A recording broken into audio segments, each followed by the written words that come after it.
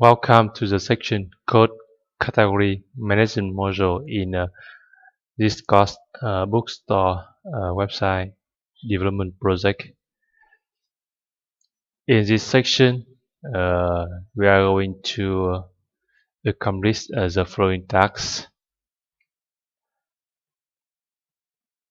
First, we need to code the category DAO class and unit test to implement the basic database related functionalities for the category management, and then we implement the list categories, create category, edit category, and delete category features.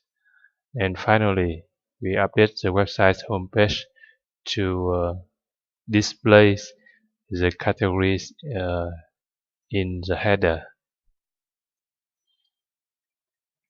Note that this category is category of books on the website. Category can have one or more books, and a book belongs to only one category.